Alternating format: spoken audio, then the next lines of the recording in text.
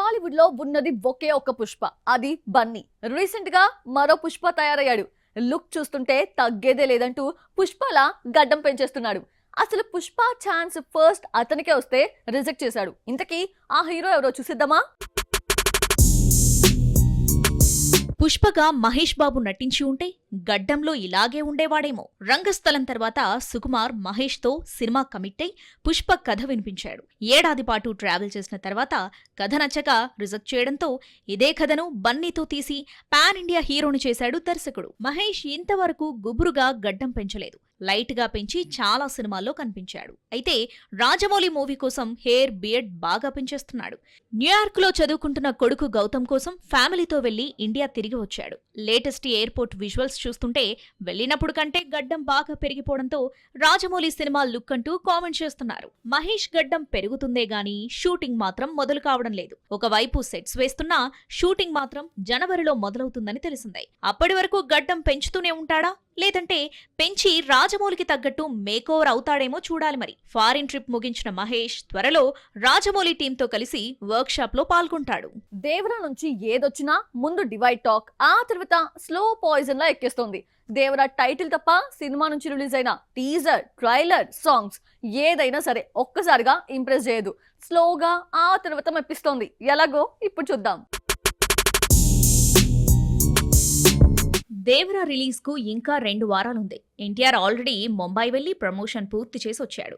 తెలుగులో 2 ఈవెంట్స్ పెట్టడానికి ప్లాన్ చేస్తున్నారు. సినిమా నుంచి ఇప్పటికే 3 పాటలొచ్చాయి. ట్రైలర్ వచ్చేసింది. ముందుగా వచ్చిన ఫియర్ సాంగ్ సోసోగా సాగింది. ఇక రెండో పాట వచ్చేసరికి శ్రీలంక పాటకు కాపీ అంటూ ట్రోల్ చేశారు. అనిరుద్ కెరీర్లో ఇంతలా విమర్శలకు గురి కాలేదు. చుట్టమల్లే సాంగ్ కు కాపీ ముద్ర చుట్టేసింది. అయితే ఈ మెలోడీ చాలా మందికి నచ్చేసి మళ్లీ మళ్లీ చూసేశారు.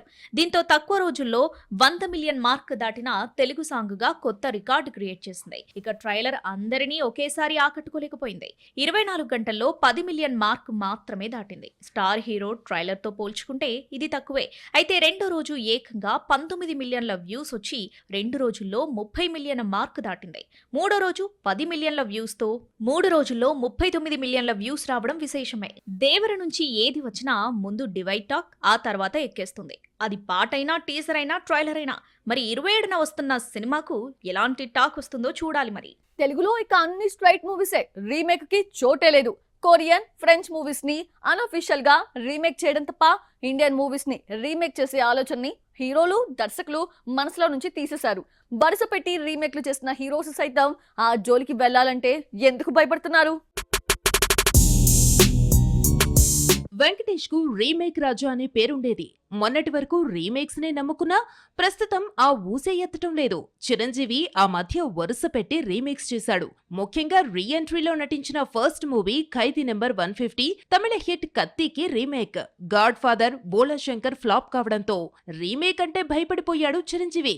లూసిఫర్ రీమేక్ గాడ్ ఫాదర్ బాగానే ఉన్నా ఒరిజినల్ వెర్షన్ ఆల్రెడీ చాలా మంది చూసేసి కంపేర్ చేయటం గాడ్ ఫాదర్ కు మైనస్ అయింది. తెలుగు, తమిళం, హిందీ లాంగ్వేజ్ ఏదైనా పాన్ ఇండియా మూవీస్ ఎక్కువైపోయాయి. స్టార్సే కాదు, కాస్తో గొప్ప క్రేజ్ ఉన్న యంగ్ హీరోలు సైతం పాన్ ఇండియా మూవీసే చేస్తున్నారు. దీంతో వీటిని రీమేక్ చేయాల్సిన పని లేదు. గతంలోలా ఓ భాషలో సూపర్ హిట్ మూవీ రైట్స్ ను కొని రీమేక్ చెయ్యాలనుకోవడం లేదు. స్టార్స్, యంగ్ హీరోలను పక్కన పెడితే ముక్కు మొహం తెలియని నటీనటులు, డైరెక్టర్స్ తో తీసి హిట్ కొడితే వెంటనే మరో భాషలోకి డబ్బైపోతోంది. చిన్న చిత్రాలు రిలీజ్ అయిన నెల రోజుల్లోనే ఓటీటీలోకి వచ్చేస్తున్నాయి. మంజుమల్ బాయ్స్ వంటి సూపర్ హిట్స్ ను ఒరిజినల్ వెర్షన్ లో రిలీజ్ అయిన 2 వారాలకే తెలుగులోకి తీసుకొచ్చేశారు. తెలుగులో రిలీజ్ చేయకపోతే నెల తర్వాత ఓటీటీలోకి వచ్చేస్తే తెలుగులో మంచి వసూళ్లు మిస్ అయ్యేవి. తెలుగు అనే కాదు, లాంగ్వేజ్ ఏదైనా రీమేక్స్ తగ్గిపోతున్నాయి. పాన్ ఇండియా పేరుతో డబ్ అవుతున్నాయి. లేదంటే ఓటీటీలో ప్రాంతీయ భాషల్లో కూడా డబ్ చేసి స్ట్రీమ్ చేస్తున్నారు. లేదు రీమేకే చేస్తాము అంటే ఏ సినిమాకు ఇది రీమేకో తెలుసుకుని ముందుగా ఓటీటీలో ఆ మూవీని చూసేస్తున్నారు. ఒరిజినల్ చూసేసాం కదా, రీమేక్ ఏం చూస్తామన్న ఫీలింగ్ కు వచ్చేస్తున్నారు. ఒక్కసారి రిలీజ్ డేట్ మిస్ అయితే మరో రిలీజ్ డేట్ దొరకడం చాలా కష్టం. సరైన ముహూర్తం దొరకదు. ముహూర్తం అంటే ఇక్కడ పోటీ లేకుండా రిలీజ్ చేయడం, సెలవులు కలిసి రావాలి. ఇవన్నీ ఉన్న విడుదల తేదీ కోసం వెయిట్ చేస్తున్న పాన్ ఇండియా మూవీ ఏంటో చూద్దామా? సినిమా తీయడం ఒకెత్తైతే రిలీజ్ చేయడం మరో ఎత్తు. సరైన సమయంలో థియేటర్స్లోకి రాకపోతే సినిమా బాగున్నా ఫ్లాప్ అయ్యే అవకాశం ఉంది. రిలీజ్ టైం సరికాదన్న విమర్శను ఫేస్ చేయాల్సొస్తోంది. ప్రస్తుతం సూర్య, కంగువ ఇదే సమస్యను ఫేస్ చేస్తోంది. దసరాకు అక్టోబర్ 10న రజనీకాంత్, వెట్టయాన్, సూర్య, కంగువ రిలీజ్ చేస్తున్నట్టు ప్రకటించారు. ఎవ్వరూ తగ్గేటట్టు కనిపించకపోయినా ఎట్టకేలకు రజనీ కోసం సూర్య తగ్గాడు. కంగువ వాయిదా పడినా మరో రిలీజ్ డేట్ ప్రకటించలేదు. పాన్ ఇండియా మూవీ కావడంతో ముఖ్యంగా తెలుగు, కన్నడలో పోటీ లేకుండా చూసుకోవాలి. అనుకూలమైన రిలీజ్ డేట్ దొరకడం లేదట. వాయిదా పడిన కంగువకు రిలీజ్ డేట్ దొరకడం లేదు. దీపావళికి వద్దామనుకుంటే తంబీలకు ఇది మంచి రోజే అయినా తెలుగు, కన్నడలో అన్సీజన్. డిసెంబర్లో రావాలనుకుంటే పోటీ తప్పడం లేదు. డిసెంబర్ 6న పుష్ప 2, క్రిస్మస్ కు గేమ్ చేంజర్ లైన్లో ఉన్నాయి. పోనీ సంక్రాంతికి వద్దామనుకుంటే అజిత్ నటిస్తున్న గుడ్ బ్యాడ్ అగ్లీ రిలీజ్ అవుతోంది. దీనికి తోడు చిరంజీవి విశ్వంబర, బాలకృష్ణ బాబీ సినిమా, వెంకటేష్, అనిల్ రావిపూడి మూవీ కూడా సంక్రాంతి రేసులో ఉన్నాయి.